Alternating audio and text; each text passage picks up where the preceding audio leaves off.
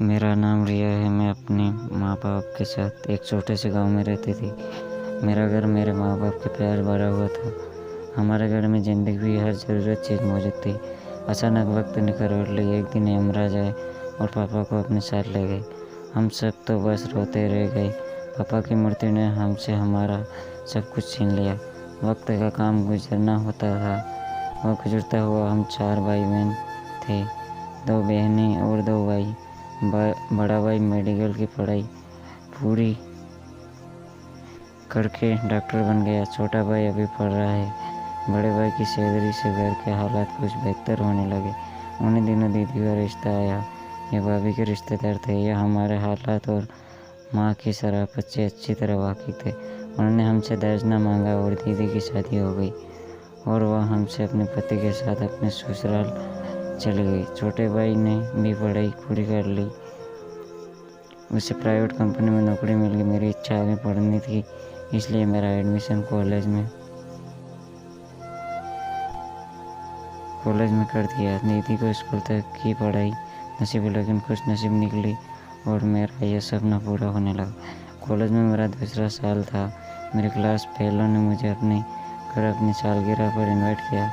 मैंने माँ को बताया। उन्होंने छोटे भाई को कहा कि तुम रिया उसकी सहेली के घर छोड़ जाओ। पहले भाई के साथ बाजार गई, अपने दोस्त के लिए अच्छा सा गिफ्ट लिया और फिर भाई ने मुझे उसके घर छोड़ दिया। शाम को भाई मुझे ले आए। दूसरे दिन जब मैं कॉलेज गई तो मेरे दोस्त ने मुझे बताया, मेरा भाई आप पर मर मिटा है। कहता है शादी करूँगा तो तुम्हारी दोस्त रिया ने, वरना उम्र भर शादी नहीं करूँ। मैंने भी अपने ख्याल में उसकी यादें छुपा ली। बना कर कॉलेज में अपने दोस्त के घर चली जाती और उसके भाई अनिल से प्यार मोहब्बत के वादे करती। एक साथ जीने मरने की कस्में खाली नहीं जाती। जिस काम को अपना इतना आसान समझ रही थी, वह इतना आसान नहीं था। मेरे और अनिल के सोचने में भला क्या होता। एक दिन दीदी का फ़ोन आया कि किसी जानने वालों ने एक बहुत अच्छा रिश्ता बनाया। वह लोग शहर में रहते हैं, आगे एक बार वहाँ जाकर देख लो, फिर आप बात आगे बढ़ाएंगे। दीदी ने मम्मी उनके घर का पता लिखवा दिया, फ़ोन नंबर भी। अपने माँ और भाई दूसरे लड़के वालों ने घर चले गए और वो लोग काफ़ी अमीर थे। लड़का खूबसूरत था और पढ़ा लिखा था, तो माँ ने मेरा रिश्ता वहाँ तय कर दिया।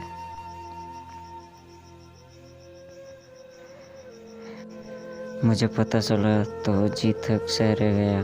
सारे सपने चकनाचूर हो गए। मैंने माँ से कह दिया कि मैं वहाँ शादी नहीं करूँगी जहाँ आप हाँ करके आई है। मैं अपने जीवन साथी का फैसला खुद करूँगी। ज़िंदगी मुझे गुजारनी, आपको नहीं। माँ को अपने दोस्त के भाई के बारे में बता दिया। मैं उसे मोहब्बत करती हूँ और शादी भी उसी के साथ करूँ।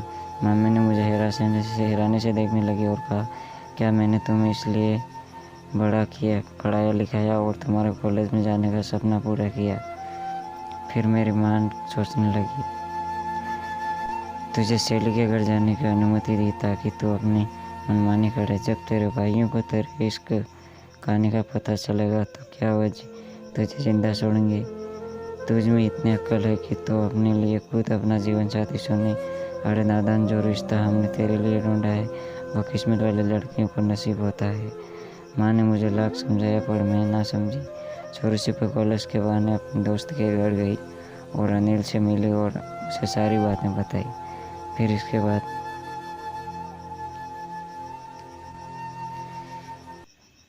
मैंने उससे कहा कि अपनी माँ को मेरे घर भेजो ताकि मैं रिश्ते पर अड़ जाऊँ। उसने कहा, मैं अभी पढ़ रहा हूँ, ऐसा नहीं कर सकता, तुम्हें कुछ और दिन सब्र करना पड़ेगा। मैं सब्र तो उम्र भर कर लेती, लेकिन मेरे बस तो होता तो मम्मी और भाई 1 महीने में मेरी शादी करना चाहते थे। लड़के वालों का कहना था कि शादी जल्दी करनी है। मैंने लाख कोशिश की पर घर वाले ने माने और मुझे दुल्हन बना दिया और मैं शादी करके अपने पति के साथ अपने ससुराल चली गई।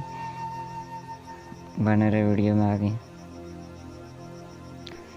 दुल्हन बनकर हर लड़की नई जिंदगी ख्वाब अपने दामन पर भर के भी आंगन में उतरती है, लेकिन मेरे ख्वाब में अनिल था, जिसमें किसी की अमानत और दिल किसी की अमानत। वक्त गुजरता रहा। मेरे पति ने मुझे खुश रखने की हर मुमकिन कोशिश की। मुझे खूबसूरत जगह पर हनीमून के लिए ले गए। मुझ पर खूब पैसा खर्च किया। मेरे ससुराल वालों ने भी मुझे बहुत प्यार दिया।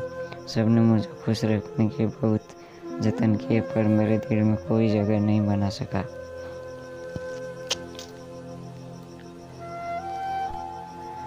मैंने किसी के साथ हंसकर बात नहीं की। सब लोग लंबे पर हंसी देखने को तरस गए। आखिरकार मेरे पति ने मुझ पर ध्यान देना छोड़ दिया और यहाँ कह दिया कि अगर तुम चाहो तो मुझसे तलाक देकर अपने मंदिर से ज़िंदगी गुजार सकते हो। मैंने अनिल से बात की और उसे अपने सारे हालात बताए। उसने कहा अपने पति से तलाक ले लो, तुमसे शादी कर लूँगा। एक दिन मैं अपने पति से लड़ाई करके अनिल के घर आ गई। जब अनिल ने मुझे अपने घर देखा तो अनिल चौंक गया कि ये मेरे घर कैसे आ गई।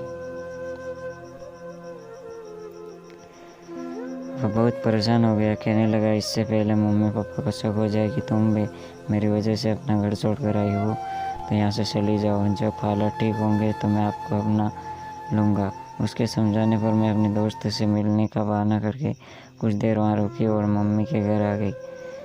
वहाँ जाकर उसने बताया कि ससुराल वालों ने मुझ पर बहुत जुल्म करते हैं, मैं वहाँ नहीं रह सकती। मम्मी ने झूठी बातों को यकीन कर लिया और भाइयों को भी समझा दिया।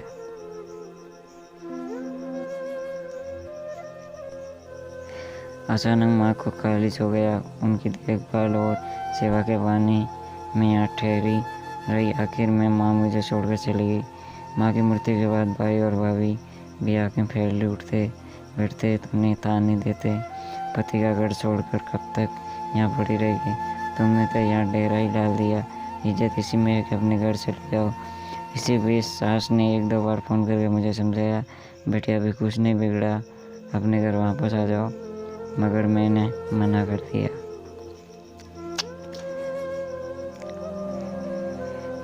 मैं तो अनिल के जवाब का इंतज़ार कर रही थी कि अनिल कब मुझे अपने पास बुलाया।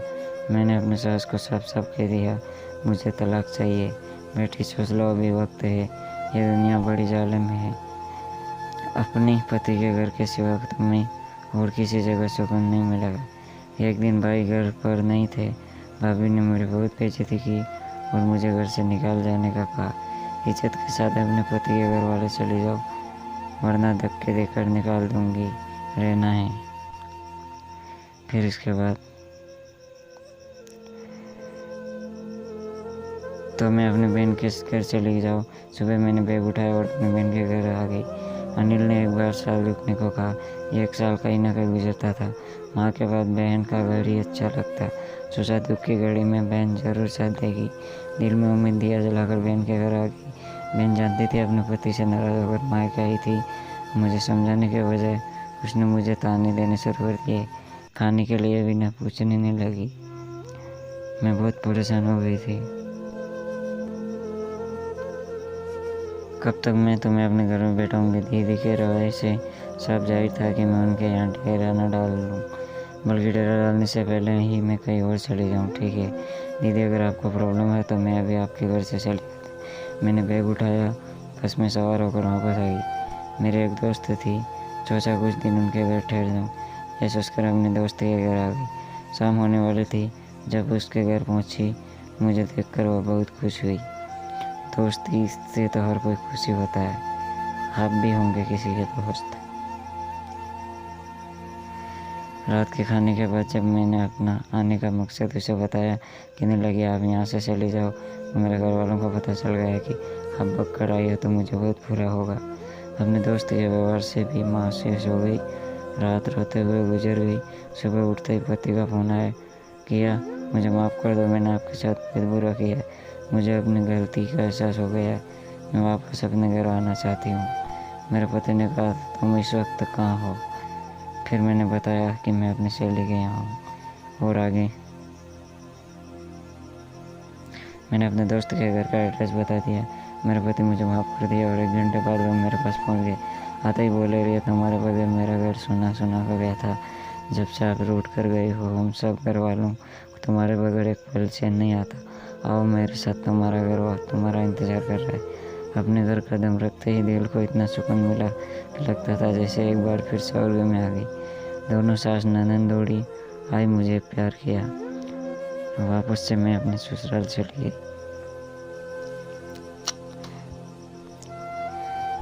घर का हर सदस्य खुशी का यूं ही इंतजार कर रहा था जैसे उनके खानदान का कोई गुमशुदा सदस्य अचानक मिल गया हो।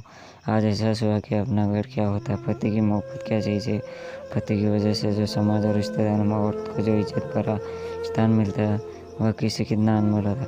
कुछ लोग ऐसे इस दुनिया में मौजूद है जिनकी वजह से यह दुनिया मौजूद है।